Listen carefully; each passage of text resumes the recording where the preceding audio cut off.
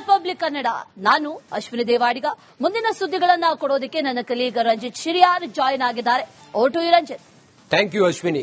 ಕಾಂಗ್ರೆಸ್ ಪಾಳೆಯದಲ್ಲಿ ಪಟ್ಟದ ಫೈಟ್ ತಾರಕಕ್ಕೇರ್ತಾ ಇದೆ. ಮೇಲ್ನೋಟಕ್ಕೆ ಎಲ್ಲವೂ ಕೂಡ ಸರಿ ಹೋಯ್ತು ಅಂತ ಅನಿಸಿದ್ರು ಕೂಡ ಒಳಗೊಳಗೆ ಬೇಗುದಿ. ಡಿಕೆ ಶಿವಕುಮಾರ್ ಮತ್ತೆ ಸಿದ್ದರಾಮಯ್ಯ ನಡುವೆ ಒಳಗೊಳಗೆ ಬೇಗುದಿ ಹಂಗೇನೆ ಇದೆ. ಮೇಲೆ ಶಾಂತ, ಒಳಗೆ ಪಟ್ಟದ ಫೈಟ್ ಕೊತ ಕೊತ ಅಂತ ಹೇಳಿ ಕುದಿತಾ ಇದೆ. ಡಿಕೆ ಶಿವಕುಮಾರ್ ಸಿದ್ದರಾಮಯ್ಯ ಬಣದಿಂದ ಚದುರಂಗದ ಆಟ. ಬೆಂಗಳೂರಿನಲ್ಲಿ ಬ್ರೇಕ್ಫಾಸ್ಟ್, ಮೀಟಿಂಗ್ ಮೇಲೆ ಮೀಟಿಂಗ್. ಮಂಗಳೂರಿನಲ್ಲಿ ಮೀನೂಟ. ಅತ್ತ ಸಿದ್ದರಾಮಯ್ಯ ಆಪ್ತರ ಮನೆಯಲ್ಲೂ ಕೂಡ ರಣತಂತ್ರವನ್ನ ಹೆಣೆಯುತ್ತಿದ್ದಾರೆ. ಸಿದ್ದರಾಮಯ್ಯ ಮತ್ತೆ ಡಿಕೆ ಶಿವಕುಮಾರ್. ಸಿದ್ದರಾಮಯ್ಯ ಹೈಕಮಾಂಡ್ ಹೇಳಿ ಆಮೇಲೆ ನೋಡೋಣ ಅನ್ನೋ ರೀತಿಯಲ್ಲಿದ್ದಾರೆ. ಸಿದ್ದರಾಮಯ್ಯನವರಿಗೆ ಬಿಡೋದಕ್ಕೆ ಸುತಾರ ಮನ್ಸೇ ಇಲ್ಲ. ಡಿಕೆ ಶಿವಕುಮಾರ್ ಅವರು ಪಡ್ಕೊಳ್ಳೇಬೇಕು ಅಂತ ಹೇಳಿ ಪಟ್ಟು ಹಿಡಿದಿದ್ದಾರೆ. ಹೈಕಮಾಂಡ್ ಮುಂದೆ ಎಲ್ಲ ನಾನಾ ರೀತಿಯಲ್ಲಿ ಕಸರತ್ತನ್ನು ಮಾಡಿಯೂ ಆಯ್ತು. ಇದೆಲ್ಲ ಆಗಿಯೂ ಕೂಡ ಮೀಟಿಂಗ್ ಮೇಲೆ ಮೀಟಿಂಗ್ ಕೂಡ ಆಯ್ತು. ಮಂಗಳೂರಿನಲ್ಲಿ ಹೋಗಿ ರಾಜ್ಯದ ಕಾಂಗ್ರೆಸ್ ಉಸ್ತುವಾರಿ ವೇಣುಗೋಪಾಲ್ ಅವ್ರ ಜೊತೆಯಲ್ಲಿ ಸಿದ್ದರಾಮಯ್ಯ ಮಾತಾಡಿದ್ದು ಕೂಡ ಆಯ್ತು. ಮೀನೂಟವೂ ಕೂಡ ಆಯ್ತು. ಇದೆಲ್ಲದರ ನಂತರ ಈಗ ಏನಾದ್ರೂ ಒಂದ್ ಹಂತಕ್ಕೆ ಇವರಿಬ್ಬರ ನಡುವೆ ಸಂಧಾನ ಆಗಿದೆ ಅಂತ ಕೇಳಿದ್ರೆ ಖಂಡಿತವಾಗಲೂ ಕೂಡ ಇಲ್ಲ. ಚಳಿಗಾಲದ ಅಧಿವೇಶನ ಇರೋದ್ರಿಂದಾಗಿ ಸ್ವಲ್ಪ ಸುಮ್ಮನಿದ್ದಾರೆ. ಅದನ್ನ ಹೊರತಾಗಿ ಈ ಬೇಗುದಿ ಒಳಗೊಳಗೆ ಕುದಿತಾನೆ ಇದೆ. ಇದು ಎಲ್ಲಿಗೆ ಹೋಗಿ ಮುಟ್ಟುತ್ತೆ ಕಾದು ನೋಡಬೇಕಾಗಿದೆ. ಡಿಕೆ ಶಿವಕುಮಾರ್ ಅಂತೂ ಈ ಬಾರಿ ನಾನು ಮುಖ್ಯಮಂತ್ರಿ ಆಗದೆ ಇದ್ರೆ ಬಹುತೇಕ ಮುಂದಾಗ್ಲಿಕ್ಕೆ ಸಾಧ್ಯ ಇಲ್ವೇನೋ ಅಂತೇಳಿ ಅಂದ್ಕೊಂಡಿದ್ದಾರೆ. ಈ ಕಾರಣದಿಂದ ಹೇಗಾದ್ರೂ ಮಾಡಿ ಮುಖ್ಯಮಂತ್ರಿ ಕುರ್ಚಿ ಮೇಲೆ ಕೂರ್ಲೇಬೇಕು ಅಂತ ಹೇಳಿ ನಾನಾ ಕಸರತ್ತು ಮಾಡ್ತಾ ಇದ್ದಾರೆ.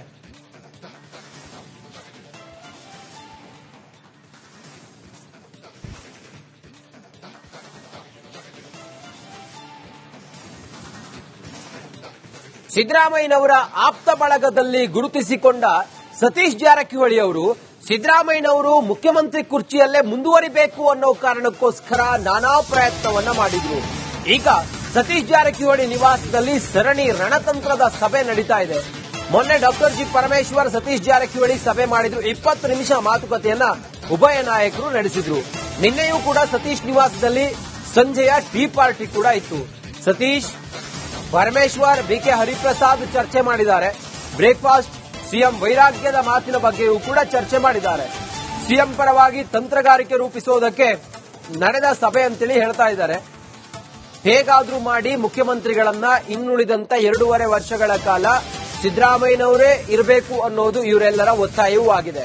ಸಿದ್ದರಾಮಯ್ಯನವರ ಆಪ್ತ ವಲಯದಲ್ಲಿ ನಿಷ್ಠರಲ್ಲಿ ಸತೀಶ್ ಜಾರಕಿಹೊಳಿ ಕೂಡ ಒಬ್ರು. ಪದೇ ಪದೇ ಸತೀಶ್ ಜಾರಕಿಹೊಳಿ ಅವರು ಮುಖ್ಯಮಂತ್ರಿಗಳನ್ನ ಸಿದ್ದರಾಮಯ್ಯನವರನ್ನೇ ಮುಂದುವರಿಸಬೇಕು ಅನ್ನೋ ರೀತಿಯಲ್ಲಿ ಮಾತಾಡಿದ್ದನ್ನ ಕೂಡ ನಾವು ಕಂಡಿದ್ದೇವೆ. ಅವರು ಕೂಡ ಮುಖ್ಯಮಂತ್ರಿ ಆಸ್ಪಿರೆಂಟ್ ಆದ್ರೆ 2028ಕ್ಕೆ ಅಂತ ಹೇಳಿ ಸ್ವತಃ ಅವರೇ ಹೇಳಿದ್ದಾರೆ.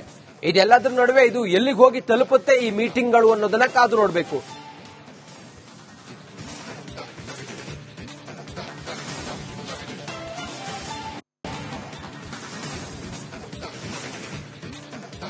ನಮ್ಮ ಪ್ರತಿನಿಧಿ ಅಭಿಷೇಕ್ ನೇರ ಸಂಪರ್ಕದಲ್ಲಿ ಹೆಚ್ಚಿನ ಮಾಹಿತಿಯನ್ನು ಕೊಡ್ತಾರೆ. ಅಭಿಷೇಕ್, ಮೀಟಿಂಗ್ ಮೇಲೆ ಮೀಟಿಂಗ್ಗಳು ಒಂದ್ ಕಡೆಯಲ್ಲಾದ್ರೆ ಒಳಗೊಳಗೆ ಬೇಗುದಿ ಕುದಿತಾ ಇದೆ ಅನ್ನೋದು ಮೇಲ್ನೋಟಕ್ಕೆ ಗೊತ್ತಾಗ್ತಾ ಇದೆ. ಸದ್ಯಕ್ಕೆ ಯಾವಾಗ ಇದಕ್ಕೊಂದು ತಾರ್ಕಿಕ ಅಂತ್ಯ ಸಿಗೋದು? ಸದ್ಯ ಈ ಹೊತ್ತಿಗೆ ನಾಯಕತ್ವದ ವಿಚಾರ ಹೇಗೆಲ್ಲ ಚರ್ಚೆ ಆಗ್ತಾ ಇದೆ, ಯಾವ ಹಂತದಲ್ಲಿದೆ ಅಭಿಷೇಕ್?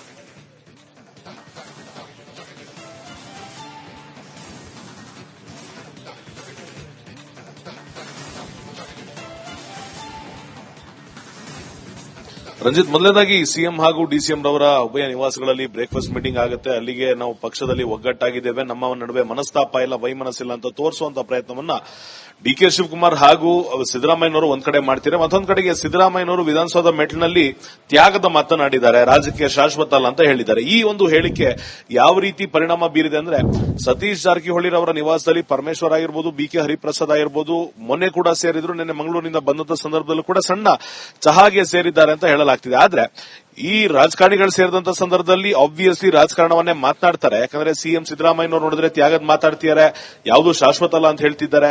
ಹೈಕಮಾಂಡ್ ಹೇಳಿದ್ರೆ ಬಿಟ್ಕೊಡೋದಕ್ಕೆ ಸಿದ್ಧ ಇದ್ದೀನಿ ಅಂತ ಹೇಳ್ತಾರೆ. ಹೈಕಮಾಂಡ್ ಹೇಳಿದಂತ ಸಂದರ್ಭದಲ್ಲಿ ಡಿಕೆ ಸಿಎಂ ಆಗ್ತಾರೆ ಅಂತ ಹೇಳಿದಾಗ ಇವರು ಒಂದು ತಂತ್ರವನ್ನ ರೂಪಿಸಿರುವಂತದ್ದೇನು? ಒಂದು ವೇಳೆ ಅಧಿಕಾರ ಬದಲಾವಣೆ ಆಗಲೇಬೇಕು ಅನ್ನೋದಾಗಿದ್ರೆ ನಮ್ಮ ಸಮುದಾಯದಲ್ಲಿ ಅಂದ್ರೆ ಸತೀಶ್ ಜಾರಕಿಹೊಳಿ ಆಗಿರ್ಬೋದು, ಪರಮೇಶ್ವರ್ ಆಗಿರ್ಬೋದು, ಈ ಒಂದು ಬ್ಯಾಚ್ ನಲ್ಲಿ ಯಾರೆಲ್ಲ ಇದ್ದಾರೆ ಅಹಿಂದ ವರ್ಗಕ್ಕೆ ಸೇರಿದಂತ ನಾಯಕರಿಗೆ ಒಂದು ಸ್ಥಾನಮಾನವನ್ನ ಕೊಡಬೇಕು, ಮುಖ್ಯಮಂತ್ರಿಯಾಗಿ ಮಾಡಬೇಕು. ಒಂದು ವೇಳೆ ಸ್ಥಾನಮಾನ ಬದಲಾವಣೆ ಇಲ್ಲ, ಸಿದ್ದರಾಮಯ್ಯನವರೇ ಕಂಟಿನ್ಯೂ ಮಾಡಬೇಕು ಅಂತ ಪ್ರಮುಖ ಪಟ್ಟಣ ಮೊದಲೇದಾಗಿ ಇಡ್ತಾರೆ. ಕಾರಣ ಯಾಕೆಂದ್ರೆ ಇಡಿ ಕೇಸ್ ಇಲ್ಲ, ಐಟಿ ಕೇಸ್ ಇಲ್ಲ, ಸರ್ಕಾರವನ್ನ ಸಮರ್ಪಕವಾಗಿ ನಿಭಾಯಿಸಿಕೊಂಡು ಹೋಗ್ತಾ ಇದ್ದಾರೆ. ಈ ವಿರೋಧ ಪಕ್ಷಗಳಿಗೆ ತಕ್ಕ ಉತ್ತರವನ್ನ ಕೊಡ್ತಾ ಇದ್ದಾರೆ. ಯಾವ ಸಂದರ್ಭದಲ್ಲಿ ಪಾರ್ಟಿಗೂ ಕೂಡ ಸಮಸ್ಯೆ ಆಗದಂತೆ ಎಲ್ಲ ಕ್ರಮಗಳನ್ನ ಸರ್ಕಾರದಿಂದ ವಹಿಸಲಾಗಿದೆ. ಈ ಕಾರಣಗಳನ್ನ ಮುಂದಿಟ್ಟು ಸಿದ್ದರಾಮಯ್ಯನವರನ್ನ ಮುಂದುವರಿಸಿ ಅಂತ ಮೊದಲನೇ ಪಟ್ಟನ್ನ ಹಿಡಿತಾರೆ. ಇದಾದ ನಂತರ ಒಂದು ವೇಳೆ ಬದಲಾವಣೆ ಮಾಡಲೇಬೇಕು, ಅನಿವಾರ್ಯ ಅನ್ನೋ ಮಾತೇನಾದ್ರೂ ಹೈಕಮಾಂಡ್ ತಿಳಿಸುವ ಸಂದರ್ಭದಲ್ಲಿ ಮಾತ್ರ ಯಾರಿಗೆ ನಾಯಕತ್ವವನ್ನು ಕೊಡಬೇಕು ಅನ್ನೊಂದು ಸೂಚನೆಯನ್ನ ಅಥವಾ ಒಂದು ಮಾಹಿತಿಯನ್ನ ಹೈಕಮಾಂಡ್ಗೆ ಕೊಡುವಂತ ಸಾಧ್ಯತೆ ಇದೆ. ಇದ್ರ ಜೊತೆಗೆ ಈ ವಿಚಾರಗಳನ್ನ ಡಿಸ್ಕಸ್ ಮಾಡೋದಕ್ಕೆ ಸಿದ್ದರಾಮಯ್ಯನವರನ್ನ ಹೈಕಮಾಂಡ್ ಮುಂದೆ ಮತ್ತಷ್ಟು ಫೋಕಸ್ ಹಾಗೂ ಸ್ಟ್ರಾಂಗ್ ಆಗಿ ತೋರಿಸುವಂತ ಕೆಲಸಗಳು ಏನೇನು ಈ ಒಂದು ತಂಡ ಮಾಡಬೇಕಿದೆ ಅದ್ರ ಬಗ್ಗೆ ಮಾತುಕತೆ ಆಗಿರುವಂತದ್ದು. ಖಂಡಿತವಾಗಿಯೂ ಈ ತಾರ್ಕಿಕ ಅಂತ್ಯ ಅನ್ನೋದು ಇನ್ನೊಂದು 3 ರಿಂದ 4 ತಿಂಗಳಲ್ಲಿ ಲಭಿಸಬಹುದು ಅನ್ನೋದು ಮಾಹಿತಿ ಇರುವಂತದ್ದು. ಯಾಕಂದ್ರೆ ಸಿದ್ದರಾಮಯ್ಯನವರು 17ನೇ ಬಜೆಟ್ ಅನ್ನ ಮಂಡನೆ ಮಾಡಿದ ನಂತರ ಒಂದು ಬದಲಾವಣೆ ಆಗುವಂತಹ ಸಾಧ್ಯತೆ ಇದೆ ಅಂತ ಹೇಳಲಾಗ್ತಿದೆ. ರಂಜಿತ್, ಓಕೆ, ಥ್ಯಾಂಕ್ ಯು ನಿಮ್ಮೆಲ್ಲ ಮಾಹಿತಿಗಾಗಿ ಅಭಿಷೇಕ್. ನೋಡ್ತಾ ಇದ್ದೀರಾ ರಿಪಬ್ಲಿಕ್ ಕನ್ನಡ. ನಾನು ಅಶ್ವಿನಿ ದೇವಾಡಿಗ. ಮುಂದಿನ ಸುದ್ದಿಗಳನ್ನ ಕೊಡೋದಕ್ಕೆ ನನ್ನ ಕಲೀಗ ರಂಜಿತ್ ಶಿರಿಯಾರ್ ಜಾಯಿನ್ ಆಗಿದ್ದಾರೆ. Over to you Ranjit. Thank you Ashwini. Congress ಪಾಳೆಯದಲ್ಲಿ ಪಟ್ಟದ ಫೈಟ್ ತಾರಕಕ್ಕೇರ್ತಾ ಇದೆ. ಮೇಲ್ನೋಟಕ್ಕೆ ಎಲ್ಲವೂ ಕೂಡ ಸರಿ ಹೋಯ್ತು ಅಂತ ಅನಿಸಿದ್ರು ಕೂಡ ಒಳಗೊಳಗೆ ಬೇಗುದಿ. ಡಿಕೆ ಶಿವಕುಮಾರ್ ಮತ್ತೆ ಸಿದ್ದರಾಮಯ್ಯ ನಡುವೆ ಒಳಗೊಳಗೆ ಬೇಗುದಿ ಹಂಗೇನೆ ಇದೆ. ಮೇಲೆ ಶಾಂತ, ಒಳಗೆ ಪಟ್ಟದ ಫೈಟ್ ಕೊತ ಕೊತ ಅಂತ ಹೇಳಿ ಕುದಿತಾ ಇದೆ. ಡಿಕೆ ಶಿವಕುಮಾರ್ ಸಿದ್ದರಾಮಯ್ಯ ಬಣದಿಂದ ಚದುರಂಗದ ಆಟ. ಬೆಂಗಳೂರಿನಲ್ಲಿ ಬ್ರೇಕ್ಫಾಸ್ಟ್, ಮೀಟಿಂಗ್ ಮೇಲೆ ಮೀಟಿಂಗ್. ಮಂಗಳೂರಿನಲ್ಲಿ ಮೀನೂಟ. ಅತ್ತ ಸಿದ್ದರಾಮಯ್ಯ ಆಪ್ತರ ಮನೆಯಲ್ಲೂ ಕೂಡ ರಣತಂತ್ರವನ್ನ ಹೆಣೆಯುತ್ತಿದ್ದಾರೆ. ಸಿದ್ದರಾಮಯ್ಯ ಮತ್ತೆ ಡಿಕೆ ಶಿವಕುಮಾರ್. ಸಿದ್ದರಾಮಯ್ಯ ಹೈಕಮಾಂಡ್ ಹೇಳಿ ಆಮೇಲೆ ನೋಡೋಣ ಅನ್ನೋ ರೀತಿಯಲ್ಲಿದ್ದಾರೆ. ಸಿದ್ದರಾಮಯ್ಯನವರಿಗೆ ಬಿಡೋದಕ್ಕೆ ಸುತಾರ ಮನ್ಸೇ ಇಲ್ಲ. ಡಿಕೆ ಶಿವಕುಮಾರ್ ಅವರು ಪಡ್ಕೊಳ್ಳೇಬೇಕು ಅಂತ ಹೇಳಿ ಪಟ್ಟು ಹಿಡಿದಿದ್ದಾರೆ. ಹೈಕಮಾಂಡ್ ಮುಂದೆ ಎಲ್ಲ ನಾನಾ ರೀತಿಯಲ್ಲಿ ಕಸರತ್ತನ್ನು ಮಾಡಿಯೂ ಆಯ್ತು. ಇದೆಲ್ಲ ಆಗಿಯೂ ಕೂಡ ಮೀಟಿಂಗ್ ಮೇಲೆ ಮೀಟಿಂಗ್ ಕೂಡ ಆಯ್ತು. ಮಂಗಳೂರಿನಲ್ಲಿ ಹೋಗಿ ರಾಜ್ಯದ ಕಾಂಗ್ರೆಸ್ ಉಸ್ತುವಾರಿ ವೇಣುಗೋಪಾಲ್ ಅವ್ರ ಜೊತೆಯಲ್ಲಿ ಸಿದ್ದರಾಮಯ್ಯ ಮಾತಾಡಿದ್ದು ಕೂಡ ಆಯ್ತು. ಮೀನೂಟವೂ ಕೂಡ ಆಯ್ತು. ಇದೆಲ್ಲದರ ನಂತರ ಈಗ ಏನಾದ್ರೂ ಒಂದು ಹಂತಕ್ಕೆ ಇವರಿಬ್ಬರ ನಡುವೆ ಸಂಧಾನ ಆಗಿದೆ ಅಂತ ಕೇಳಿದ್ರೆ ಖಂಡಿತವಾಗ್ಲೂ ಕೂಡ ಇಲ್ಲ. ಚಳಿಗಾಲದ ಅಧಿವೇಶನ ಇರೋದ್ರಿಂದಾಗಿ ಸ್ವಲ್ಪ ಸುಮ್ಮನಿದ್ದಾರೆ. ಅದನ್ನ ಹೊರತಾಗಿ ಈ ಬೇಗುದಿ ಒಳಗೊಳಗೆ ಕುದಿತಾನೆ ಇದೆ. ಎಲ್ಲಿಗೆ ಹೋಗಿ ಮುಟ್ಟುತ್ತೆ ಕಾದು ನೋಡಬೇಕಾಗಿದೆ. ಡಿಕೆ ಶಿವಕುಮಾರ್ ಅಂತೂ ಈ ಬಾರಿ ನಾನು ಮುಖ್ಯಮಂತ್ರಿ ಆಗದೆ ಇದ್ರೆ ಬಹುತೇಕ ಮುಂದಾಗ್ಲಿಕ್ಕೆ ಸಾಧ್ಯ ಇಲ್ವೇನೋ ಅಂತೇಳಿ ಅಂದ್ಕೊಂಡಿದ್ದಾರೆ. ಈ ಕಾರಣದಿಂದ ಹೇಗಾದ್ರೂ ಮಾಡಿ ಮುಖ್ಯಮಂತ್ರಿ ಕುರ್ಚಿ ಮೇಲೆ ಕೂರ್ಲೇಬೇಕು ಅಂತ ಹೇಳಿ ನಾನಾ ಕಸರತ್ತು ಮಾಡ್ತಾ ಇದ್ದಾರೆ.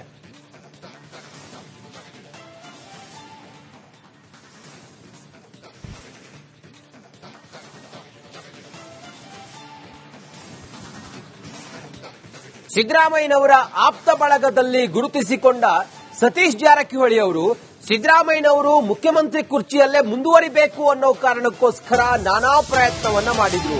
ಈಗ ಸತೀಶ್ ಜಾರಕಿಹೊಳಿ ನಿವಾಸದಲ್ಲಿ ಸರಣಿ ರಣತಂತ್ರದ ಸಭೆ ನಡೀತಾ ಇದೆ. ಮೊನ್ನೆ ಡಾಕ್ಟರ್ ಜಿ ಪರಮೇಶ್ವರ್ ಸತೀಶ್ ಜಾರಕಿಹೊಳಿ ಸಭೆ ಮಾಡಿದ್ರು. 20 ನಿಮಿಷ ಮಾತುಕತೆಯನ್ನ ಉಭಯ ನಾಯಕರು ನಡೆಸಿದ್ರು. ನಿನ್ನೆಯೂ ಕೂಡ ಸತೀಶ್ ನಿವಾಸದಲ್ಲಿ ಸಂಜೆಯ ಟೀ ಪಾರ್ಟಿ ಕೂಡ ಇತ್ತು. ಸತೀಶ್, ಪರಮೇಶ್ವರ್, ಬಿಕೆ ಹರಿಪ್ರಸಾದ್ ಚರ್ಚೆ ಮಾಡಿದ್ದಾರೆ. Breakfast, CM ವೈರಾಗ್ಯದ